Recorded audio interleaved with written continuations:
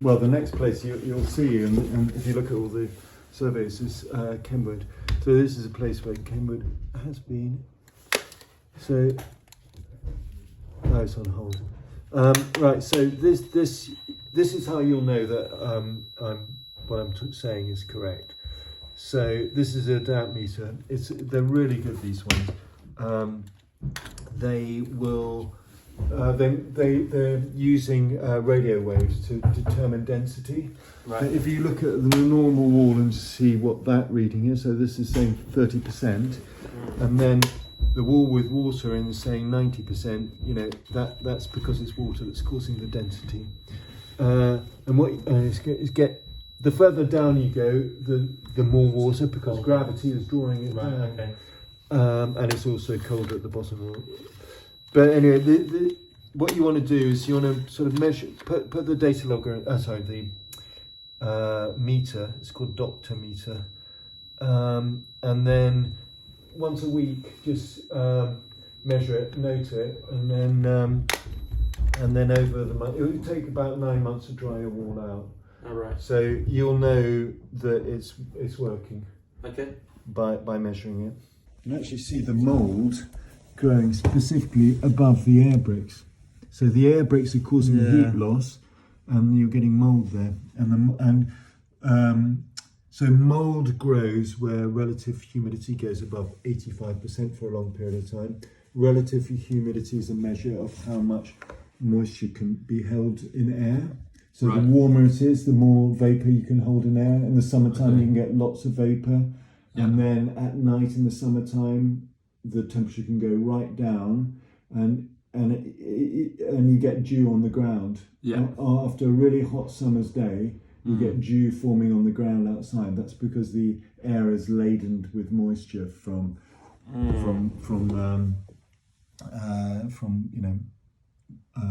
water. Okay. So mould grows where relative humidity goes to 85%. Relative humidity is a measure of both the amount of vapor in the air and the temperature. Okay. So when it's cold, if it's warm here but cold here, you'll find that this may be 70% relative humidity, but 3 degrees centigrade temperature difference between warm inside and the cold outside increases the relative humidity by 15% to 85, and then that's perfect for mould growth. Okay. And then condensation forms at 100%. So the sofa is actually trapping the air. Yeah. It's stopping the temperature, the warm air currents from warming the air. It's acting like an insulator. Okay. But unfortunately, what's happening is the wall can no longer get the heat. You don't have a radiator next to this wall. No. So, in a sense, it's a very simple thing. By the way, you've got you've got the bamboo there, and bamboo can be quite dangerous. It's as bad as Japanese knotweed, if not worse. I mean, many people think it's worse than Japanese knotweed. Really? Because it's sold as an ornamental plant. Yeah. It can undermine the foundations. It can grow. So there's your subfloor air brick there. Right. Yeah. And obviously you've got one over here. Now you can actually close those out, but only if you monitor the subfloor humidity. There is a safety mechanism in case you get moisture into the subfloor and you're unaware of it. Right. But if you measure the relative humidity in the subfloor, and it never goes up, then you can just close these off. I'll show you how to do it. I mean, I'll put it in the thing, but you can get these foam pad systems that where you just close that off, so you won't get the heat loss. Okay. And therefore you'll reduce the energy loss to the subfloor.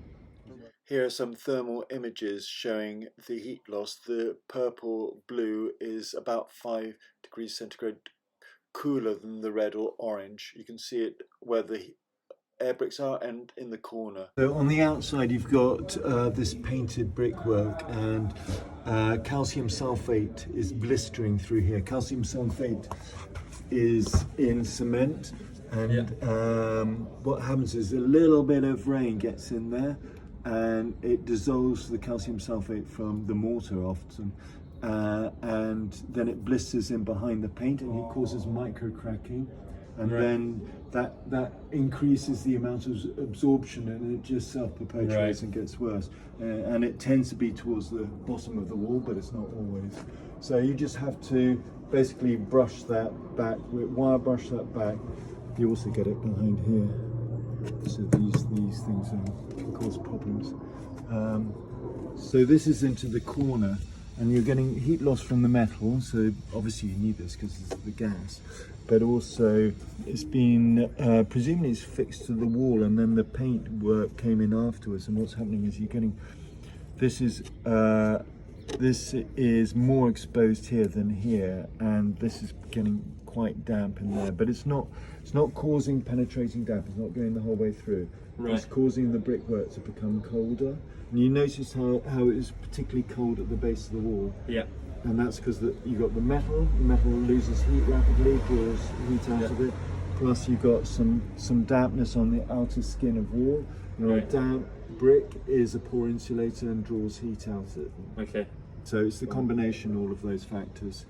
Plus you've got this extra area of brick that's drawing out the heat as well. So all of those factors creating the heat loss in the corner, increasing the risk, but it's not the source of the problem. The source of the problem is the bathroom and kitchen. And possibly drying clothes internally, but we'll talk about that. We are drying clothes in that room. Dehumidifier, that's your solution. We can talk about that in a second. It collects on. I know, but that's condensation. But you can see the condensation dribble marks there. But the condensation, what's happening is it's collecting here and it's dribbling down here. It's creating a bit of rot there. This is window rot. It's very easy to fill. You don't need to replace the windows.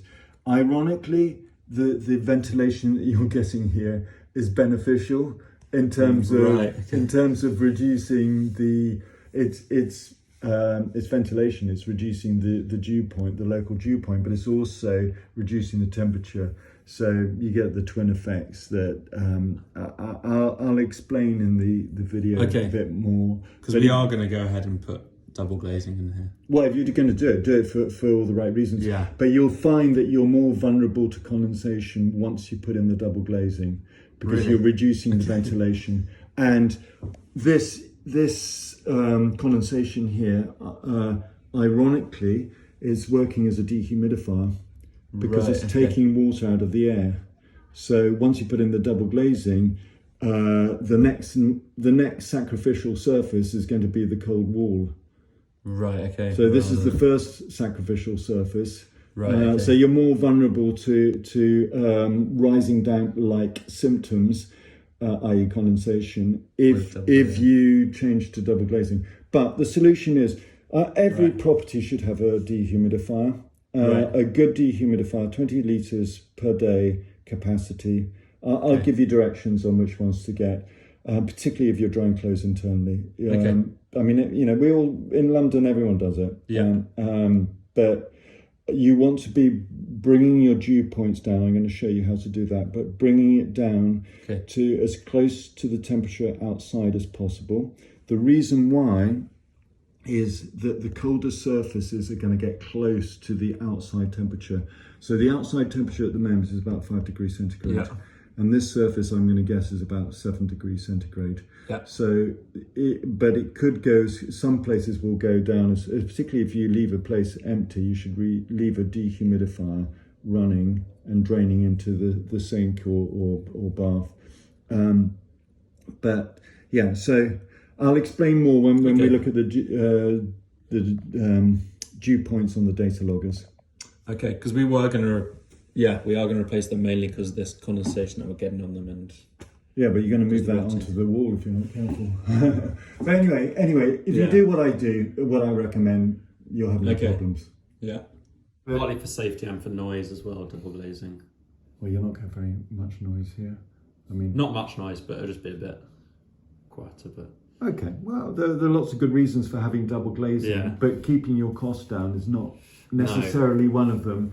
But what I was going to say was, so you only get a 10, 20 year guarantee. So it's unlikely you'll make your money back in that time. No. But you may be able to. You can get what's called a two pack, which is basically a epoxy wood filler, and fill that, and then it will be pretty solid. And once you've got rid of the condensation, which you'll do once following my recommendations, you'll find that it'll dry out and it'll be fine. You won't have a problem going forward. About dehumidifiers. So dehumidifiers remove vapor from air. Yeah. It reduces the it moves from vapor phase to liquid phase, and as it does that, it releases energy, a bit like an air source heat pump. It's the same technology with a dehumidifier. So all the energy that you're putting in the dehumidifier is coming out as heat, but you get a bonus 50% roughly. Okay. Based on moving from the vapor phase to the liquid phase. Yeah. So a bit like it. So from an environmental point of view, it's really good just for that reason. Provides extra heating. It provides extra heating. It's better it reduces the CO2 emissions. Okay. But the other thing is that humid air feels colder to humans than dry air does, down to roughly 70%. Below that, it doesn't make much difference, but above 70% relative humidity, drier air feels warmer than humid air. So if you're reducing the amount of vapor in the air, you can turn your thermostats down and reduce the amount of energy that you're consuming. So that's good for the planet. And then the third one is, if you ever leave a place, you should run a dehumidifier, but have it dripping, have it with the drain dripping into a sink. You can then turn your heating right down. Just what I do is I just have the thermostat is to a minimum of 7 degrees centigrade, just to make sure I don't freeze the pipes anywhere. Yeah. But I don't have any heating going on. Now if I did the same, but without a dehumidifier, I'd get mould and condensation everywhere. Right, okay, because the temperature is dropping, so...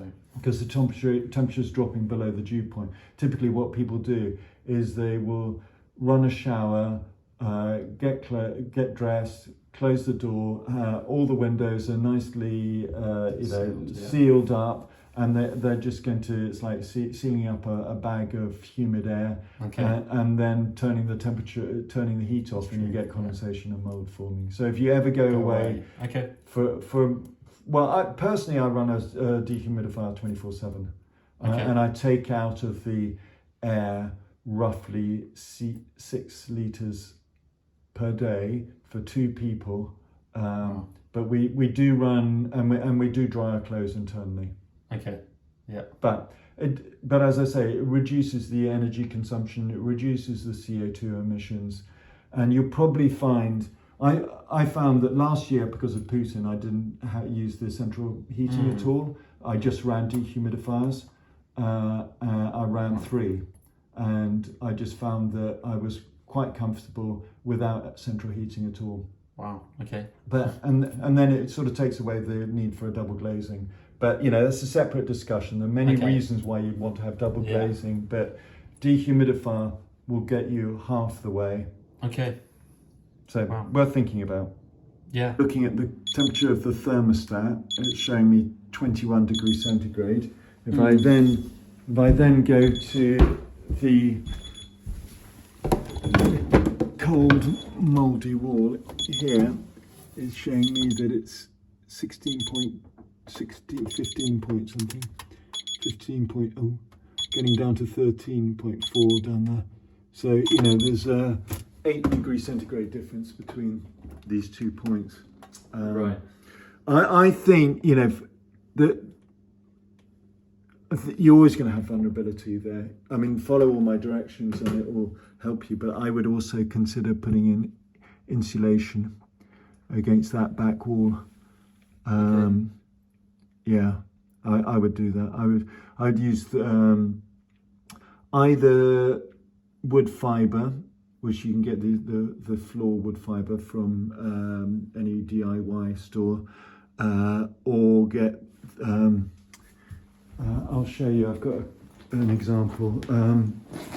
Thermal lining paper, which is this stuff that you then line on the wall and then paint on it. And it's vapor permeable, which is important. So it allows the air in and out. Right. Even once you've painted over, yeah. Yeah. I'll show you an example on the film. Here's a before and after photo showing the use of thermal lining paper. There used to be a lot of mould from heat loss.